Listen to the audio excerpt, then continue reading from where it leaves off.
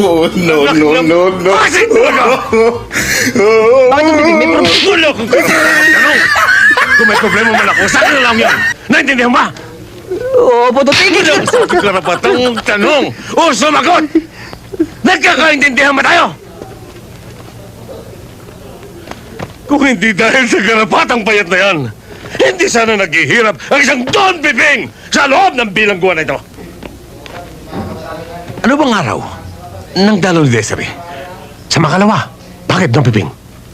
Kailangan ko siyang makausap. Siya ang gagamitin ko upang makaganti kay Victor. At pipigain ko na ang natitirang dugo ng garapatang payat na yan. Eto, Piping. Paano mo naman siya uubusan ng dugo? Aray ko! Ako lang ang nakakalaman! Ako lang! At kapag kabisado mo na ang galaw ng garapatang payat na yan, saka ako nasasabihin sa iyo kung ano ang susunod mong gagawin. Saan ko naman matatagpuan yung Victor na sinasabi niyo? Sa pag-asa, Desiree. Doon mo matatagpuan si Victor.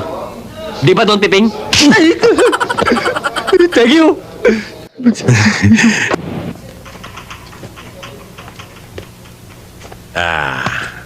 Boboy,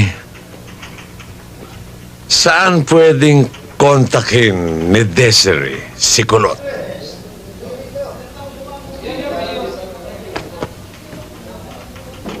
Narinig mo sinabi ko? Saan pwedeng kontakin ni Desiree si Kulot? Ang hirap sa'yo, Don Piping. Pag sumasagot ako sa inyo, sinasapal mo ako. Pag di naman ako sumagot, sinasapal mo rin ako. Saan ko malalagay ang sarili ko sa inyo? Ano ba yan? Ang tanong ko, ang sagutin mo! Sabi ko na. Seryo? Alam ko na ho, Don Piping. Magaling. O ngayon, alam mo na gagawin mo, ha? Oho. Halika na, sis. Ingat ka. Kita. Sige po. Good luck, Desiree. Bye-bye. Oh, boy.